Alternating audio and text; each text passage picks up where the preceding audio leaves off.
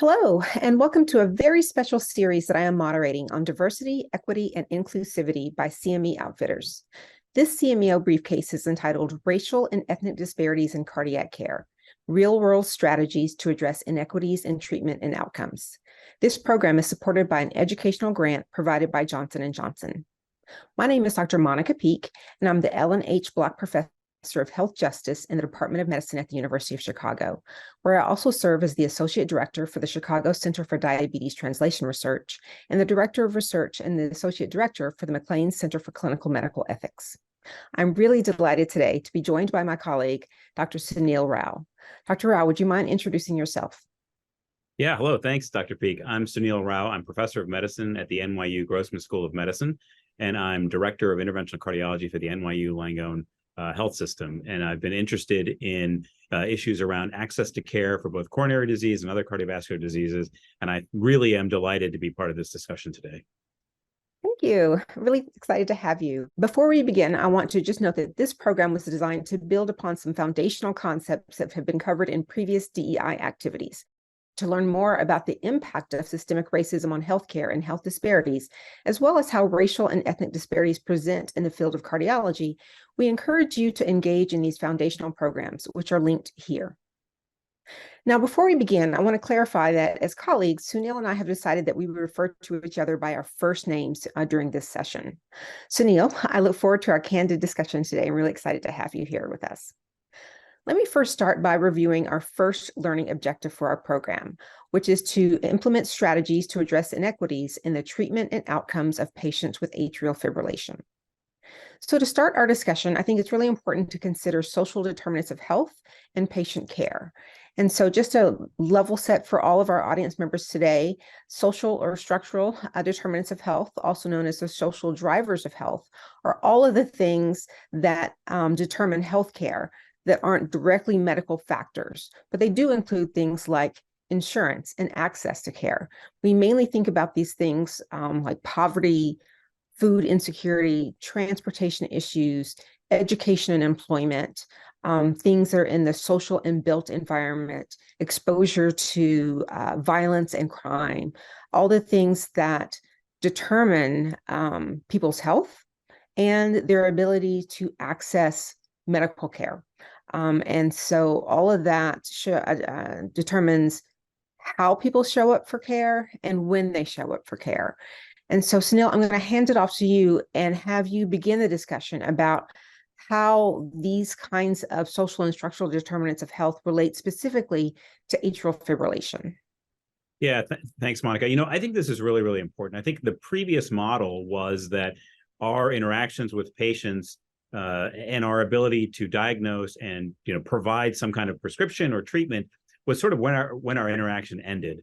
And I think it's becoming really clear now that the success of the treatments that we provide or the understanding of the diagnosis that we may provide really is influenced by a lot of social determinants of healthcare. So, for example, in atrial fibrillation, many patients may have symptoms that are, a little unusual. They may have palpitations. They may be completely asymptomatic. So they may be unaware of that diagnosis. They may misinterpret those symptoms. They may have other, sort of social issues, family-related issues, cultural issues that prevent them from actually seeking care for, symptoms like profound fatigue or breathlessness.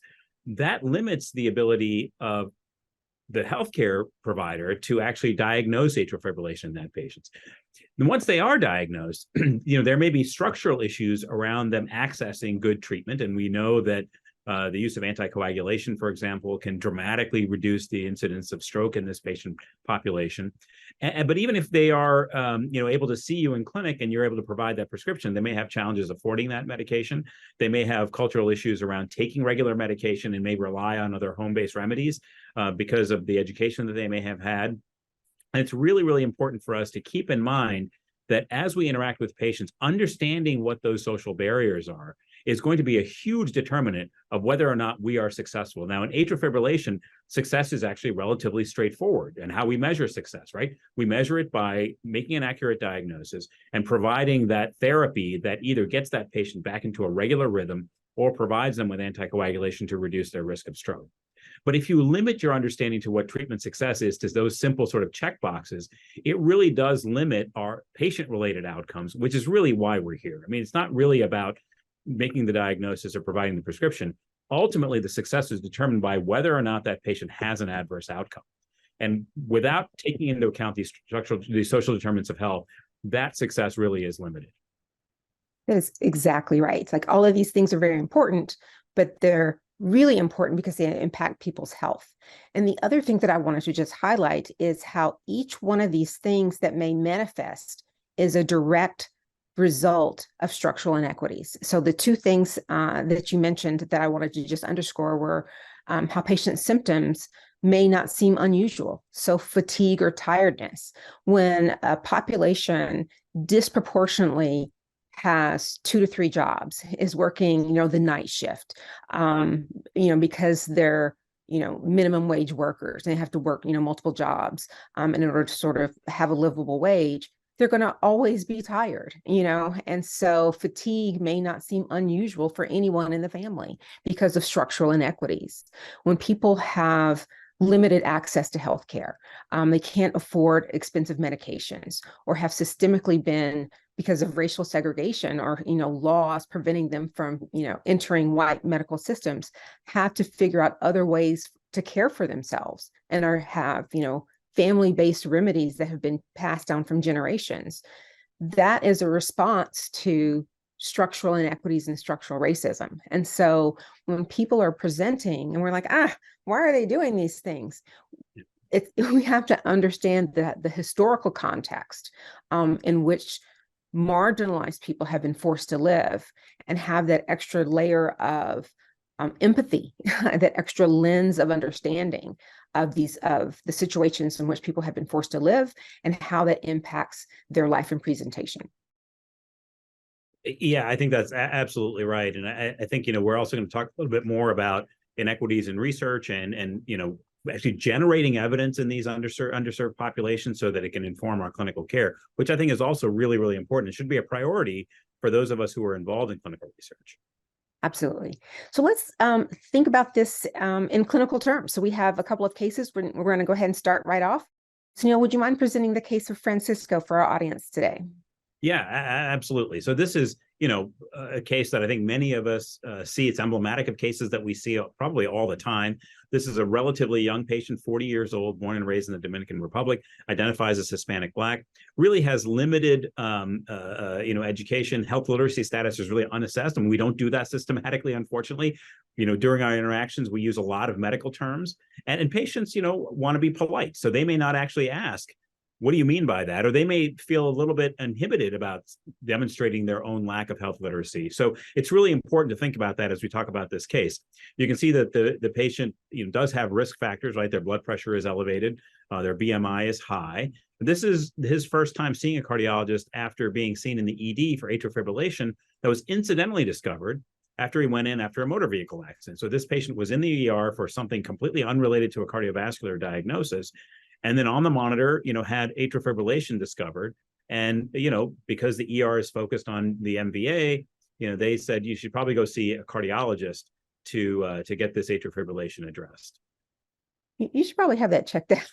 Exactly. So it's really important to consider disparities in atrial fibrillation treatment once a patient is diagnosed, because this person was only diagnosed, as you said, sort of incidentally. Someone else who may have been a well-established patient likely would have had an EKG for their blood pressure, would have been picked up much earlier and treated much earlier. So can you talk about disparities in treatment for atrial fibrillation? Yeah, absolutely. And these have been documented. So we know, for example, based on studies that have been done, that Black patients, patients of Hispanic or Latino descent, Indigenous patients are less likely to be treated with rhythm control or catheter ablation. So there's a whole aspect of atrial fibrillation treatment that involves procedures. And this is true across the board, not just for catheter ablation, but even for invasive procedures for coronary disease, for example, or bypass surgery.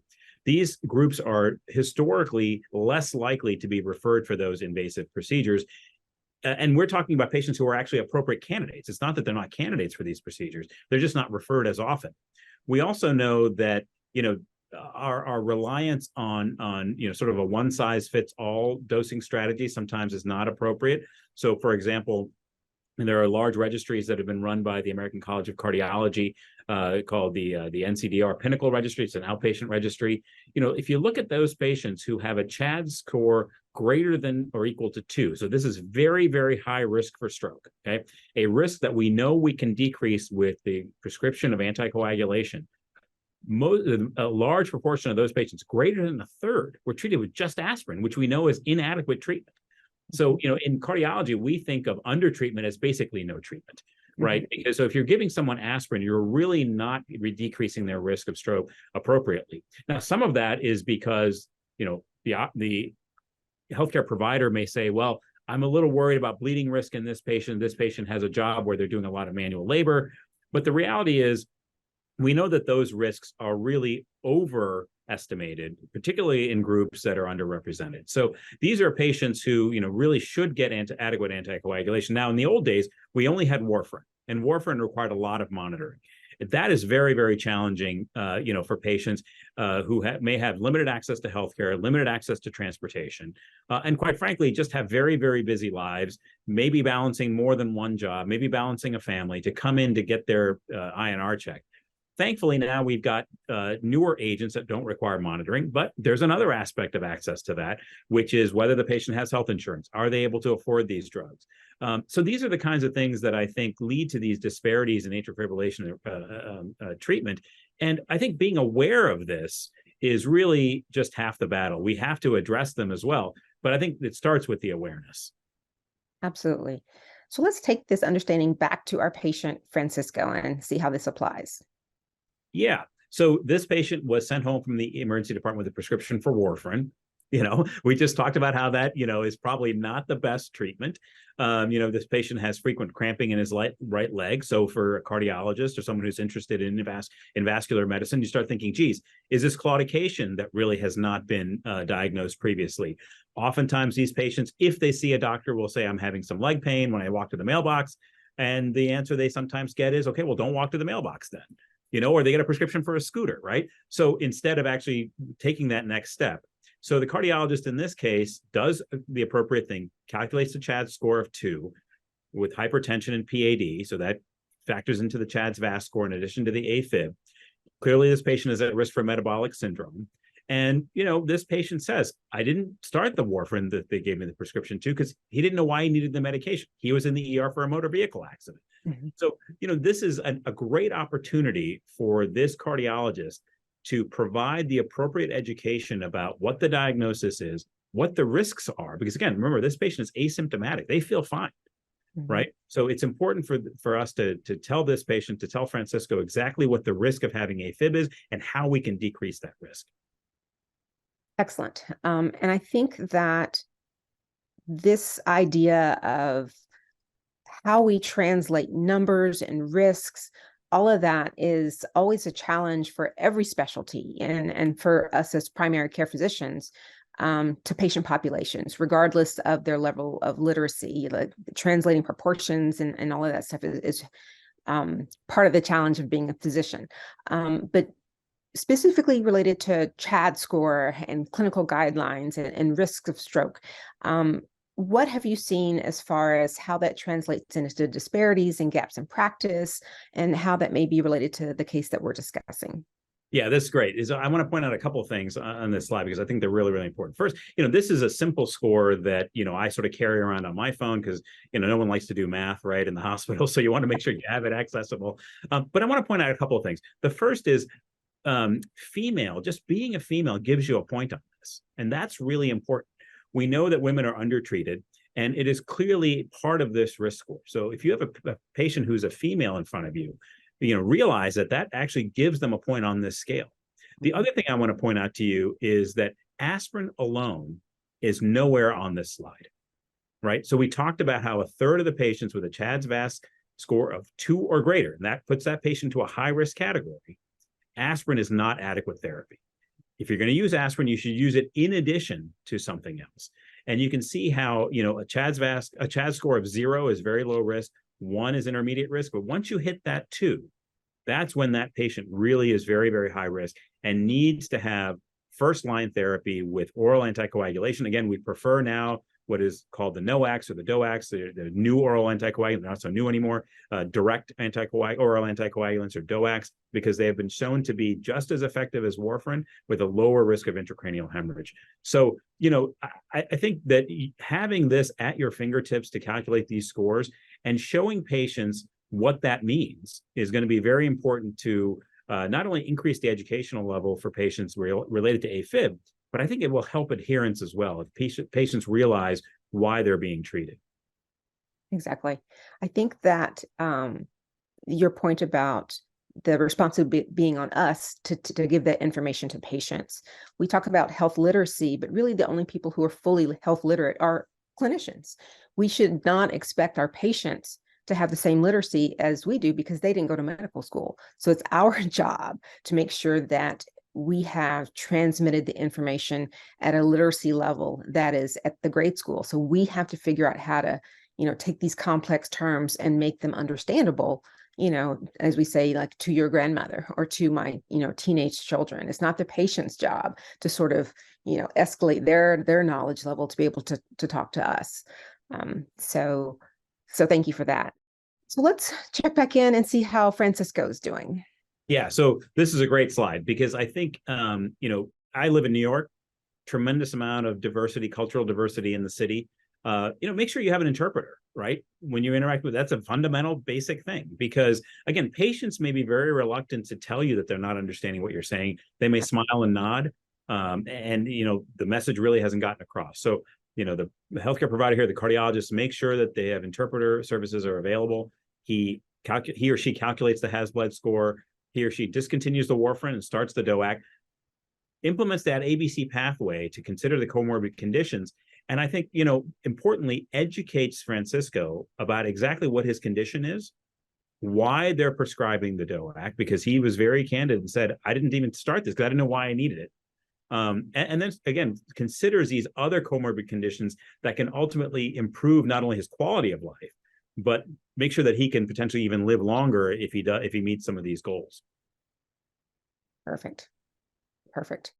Yeah, and I think that that's one thing to also consider, that when people are sort of rightfully getting started or treated for other conditions when they're seen in the emergency room, the ER docs are not necessarily, they're in the emergency room. They have, they have other emergencies coming in, and they may not have the time to sort of fully say, okay, you have this complicated cardiology condition, and let me take the time to explain to you about all what this is, and this is why you're taking warfarin, et cetera. And so, but that is important for patient adherence.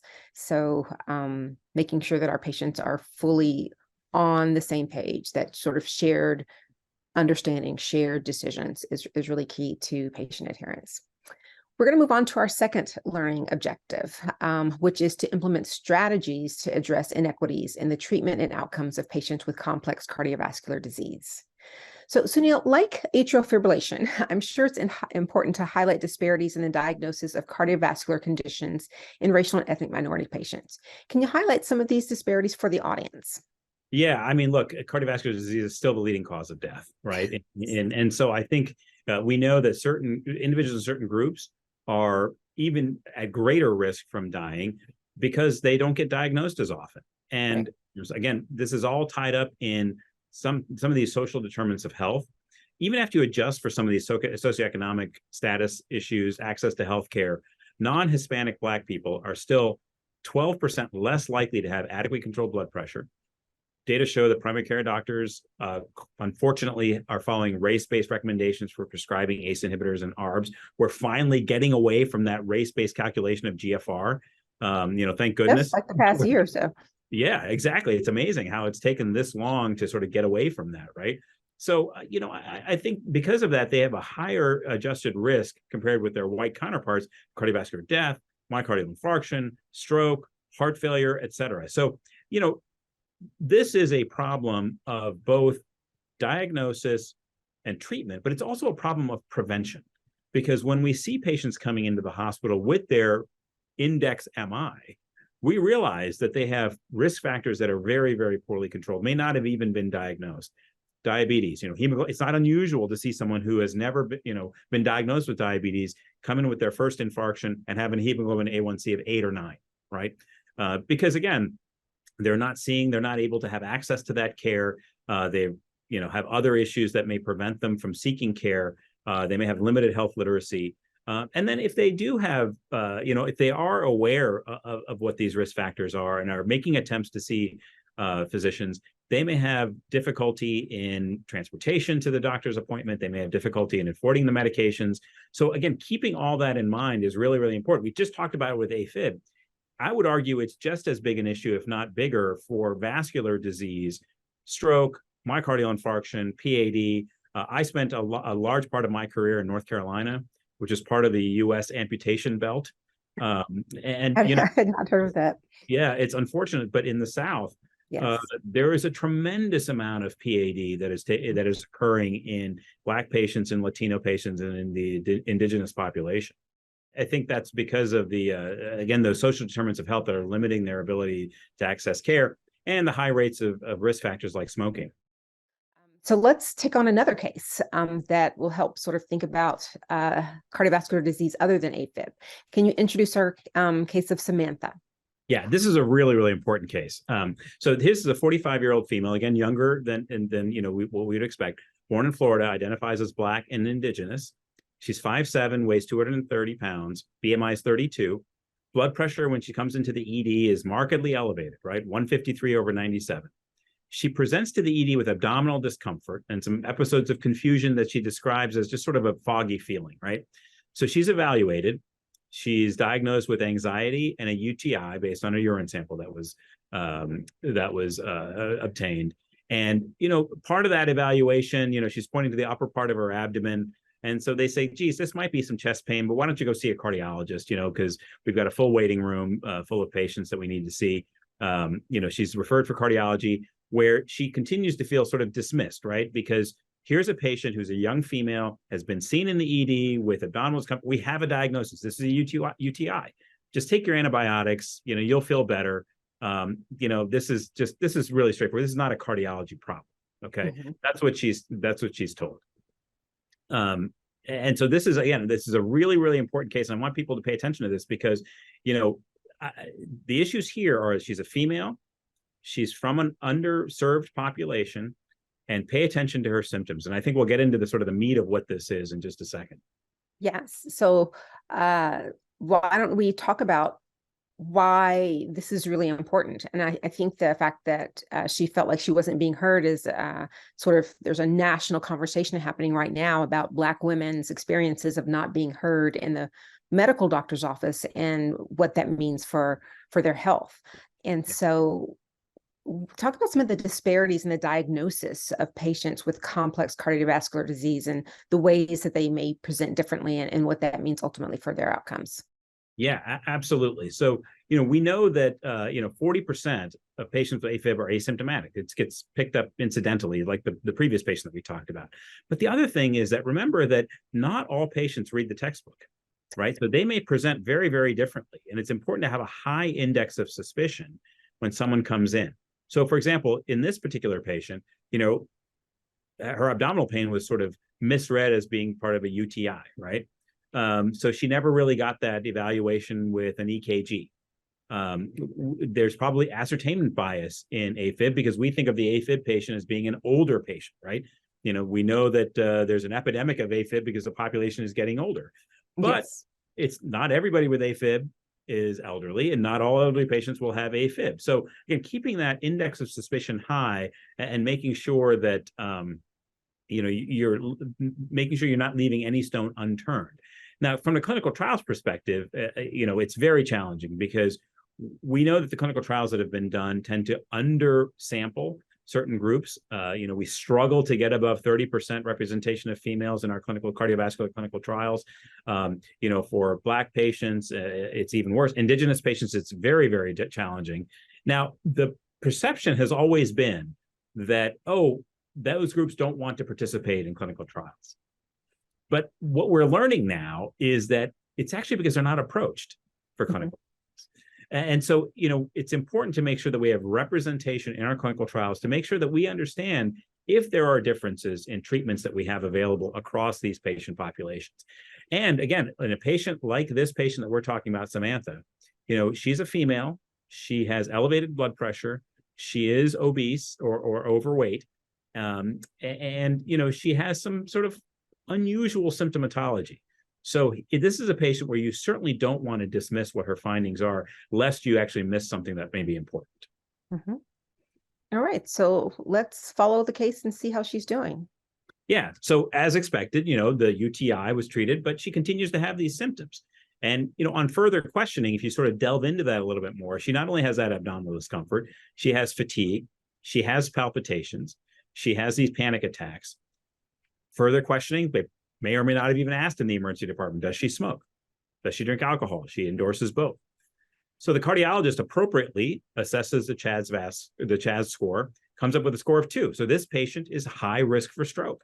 And when you first read that description, you never would have thought that, right? Here's a young female coming in with abdominal pain. It's a UTI. Who's even thinking about stroke in this patient? But we know that when we start quantifying those risks, that this patient is a high risk for stroke. So the cardiologist appropriately obtains ambulatory EKG monitoring or a Holter monitor or a loop monitor. Mm-hmm. And it notes paroxysmal AFib. That is consistent with her symptoms of when she has these episodes of confusion or these so-called panic attacks. So appropriately, she starts DOAC treatment, orders imaging, stress testing to make sure that her abdominal pain is not angina, mm-hmm. Appropriate laboratory studies, and other diagnostic tests to make sure that her cardiovascular system is completely assessed and is not written off as, it's all in your head, or this is just, there's no way you could have cardiovascular disease because you're a relatively young female. That mm-hmm. is important bias that we have to overcome. Absolutely. Absolutely. Are there other considerations for her care that you can walk us through? Yeah. So again, it's important for us to make sure that we have a holistic approach to this, right? And many cardiologists or specialists may think, look, I'm going to stay in my lane here. Okay. I'm going to diagnose that AFib. And look, you may not be an expert in treating diabetes. You may not be an expert in managing weight, but at least recognizing that those are issues and making sure you communicate with the primary care physician or send to another specialist is important. So this cardiologist appropriately says, patient has high blood pressure, is overweight. These things go along with type 2 diabetes. Let's just get an A1C. It's elevated. It's 10, right? This patient has those episodes of confusion. Let's get an MRI or some kind of cerebral imaging. This patient's already had, evidence of a TIA. Mm-hmm. So now the CHADS score is even higher, right? It's not just 2, it's 5. It's very, very high. Yes. So, of course, this patient is going to need further evaluation for polyvascular disease, an entity that we're starting to become more and more aware of. So, CAD, CVD, PAD. So this patient will discuss getting further imaging with a CTA, a coronary CT scan. And then, of course, that cardiologist appropriately wants to make sure that they're closing the loop. So she communicates with the primary care team to make sure that the other comorbid conditions are adequately addressed, and also initiate services with a case manager to make sure that the patient doesn't fall through the cracks of our health system. Yay, the cardiologist talks to the case manager. That's team-based care. That's what I'm talking about. Yeah, that's really, really important. Sunil, what a wonderful time I have had with you today. This was such an excellent discussion.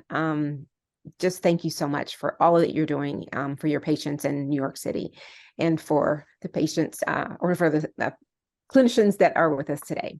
I'm going to try and summarize our discussion with SMART goals, which are specific, measurable, attainable, relevant, and timely.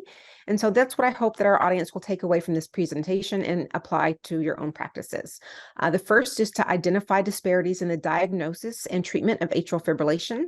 The second is to integrate holistic treatment strategies into the care of patients with atrial fibrillation to improve treatment outcomes.